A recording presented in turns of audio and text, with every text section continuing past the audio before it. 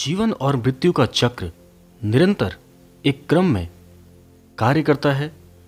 इस सृष्टि में रहने वाले सभी जन जीवन और मृत्यु के चक्र में बंधे हुए हैं, लेकिन इस सृष्टि में कुछ ऐसी महान आत्माओं ने भी वास किया है और अभी भी कर रहे हैं, जो जीवन और मृत्यु के चक्र से बिल्कुल बाहर है। नमस्कार, आप सभी का हमारे चैनल जय गुरुदेव उत्तराखंड में एक बार फिर से बहुत बहुत स्वागत है। जैसा कि आज आपने विशेषांक पढ़ ही लिया होगा, तो आइए इसी क्रम में बिना देर किए हुए लेकर चलते हैं आपको आज के अद्भुत क्रमांक की ओर। 11 सितंबर सन 1973 में महाराज जी ने अपने भौतिक शरीर को त्याग कर सृष्टि के सूक्ष्म विश्व में अपना प्रथम पग रखा।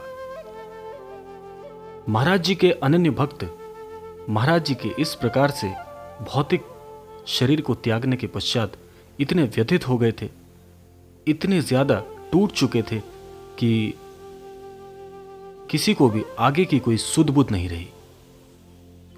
सृष्टि का नियम ही यही है, जो भी भौतिक शरीर में इस धरा पर जन्म लेता है, उसका गमन उसके जन्म के साथ साथ तय हो जाता है। लेकिन इस धरा पर ऐसे भी बहुत बहुत महान संत हुए हैं, ऐसे महात्मा हुए हैं, जो जीवन और मृत्यु के चक्र से पूरी तरह से स्वयं को अलग करते हैं। श्रद्धेय श्री नीप गौरी महाराज जी भी ऐसे ही संतों की श्रेणी में अग्रणी है। महाराज जी का इस सृष्टि को एक ऐसा अद्भुत योगदान है। इस धरा पर महाराज जी का जो जन्म है, जो अवतरण है, इतना अद्भुत है कि उसको शब्दों में कह पाना बहुत कठिन कार्य है। महाराज जी ने पहले ही अपने कुछ ऐसे जो घटनाक्रम है उनको मनोरूप से तो तैयार किया ही था। इसके साथ साथ में महाराज जी ने अपनी एक नई गाथा को भी आगे के लिए गुथा था। 11 सितंबर सन 1973 को महाराज जी ने जब अपने भौतिक शरीर को छोड़ा, वही 11 सितंबर सन 1973 का दिन महाराज जी के पुनर्जन्म का भी एक दिन है। वह किस प्रकार से है, महाराज जी का पुनर्जन्म कैसे है, इसी क्रम में आज हम चर्चा करेंगे।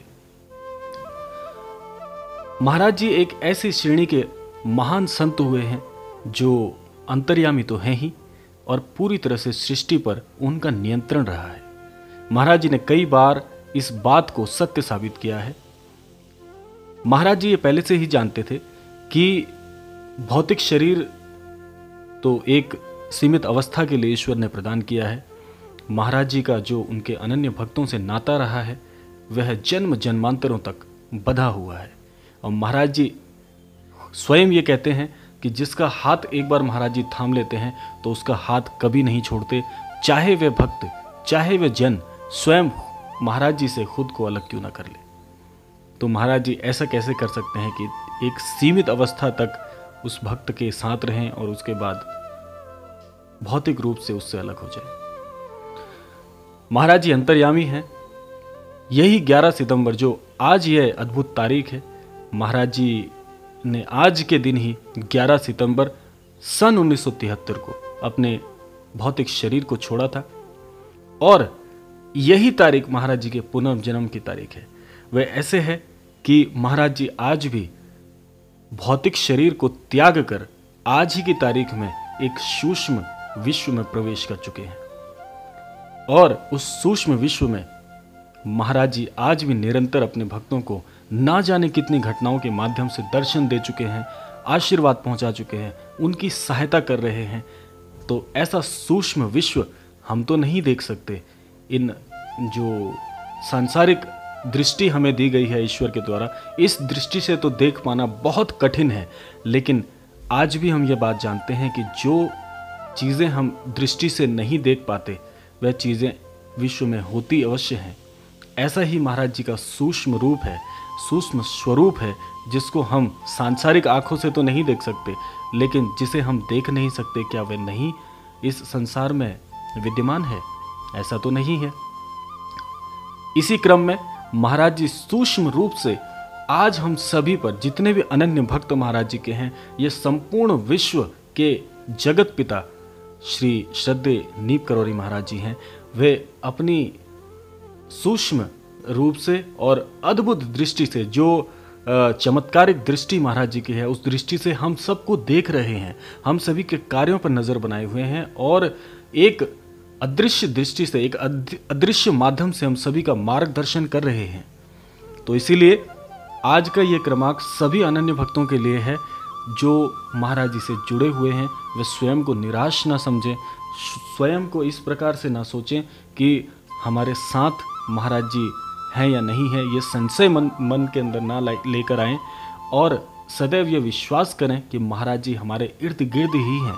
महाराज जी स्वयं इस बात को कहते हैं कि सृष्टि मेरा घर है, इस सृष्टि में रहने वाले सभी जन मेरे पुत्र और पुत्रियां हैं, ये सारा संसार हमारा ही तो है। तो महाराज जी प्रत्येक जन को, प्रत्येक अनन्य भक्त को व्यक्तिगत तौर पर उनकी देखभाल कर रहे हैं, उनके परिवार की देखभाल कर रहे हैं। तो हम सभी को मन में यह विश्वास अवश्य बिठाना होगा, यह विश्वास अवश्य करना होगा कि किसी भी विषम परिस्थिति में हम अकेले नहीं हैं, महाराज जी हमारा मार्गदर्शन कर रहे हैं। आपका मार्गदर्शन, आपका जो देखभाल है वह महाराज जी के हाथों बड़े ही सुचारू तरीके से हो रही है। ये हमको दिख तो नहीं पा रहा है, लेकिन जो हमारा विश्वास है, जो हमारी श्रद्धा है, वह महाराज जी के ही स्वरूप से होकर हम तक गुजर रही है, हम तक पहुंच रही है।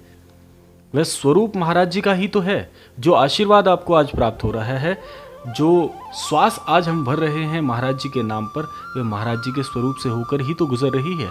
आज आपको यह सद्बुद्धि, सन्मति जो प्राप्त हुई है, ईश्वर के प्रति जो विश्वास आपका दृढ़ हो रहा है, महाराज जी के प्रति जो आपका झुकाव है, ये कहाँ से आ रहा है? महाराज जी के स्वरूप से ही तो आपको प्राप्त हो रहा है। और महाराज जी स्वयं कहते हैं कि बिना कोई वजह के कोई कार्य नहीं होते। हर प्रत्येक कार्य के पीछे जो माध्यम है, जो स्वरूप है, वह उसका कोई ना कोई स्रोत तो है ही, और उसका स्रोत स्वयं श्री महाराज जी हैं। इसीलिए अपने विश्वास को दृढ़ करिए, मन को छोटा मत करिए। कभी भी कोई विषम परिस्थिति आपके जीवन में आती है, महाराज जी को याद कीजिए, निरंतर उनका सुमिरन करिए। महाराज जी का मार्गदर्शन प्रत्यक्ष तौर पर आपके पास पहुंचेगा और निश्चित तौर पर आप कामयाब होकर जीवन में आगे बढ़ेंगे। इसी कामना के साथ आज के इस विशेषांक को अलविदा कहते हैं। मिलते हैं अगले क्रमांक में, तब तक के लिए जय श्री राम, जय गुरुदेव, जय उत्तराखंड।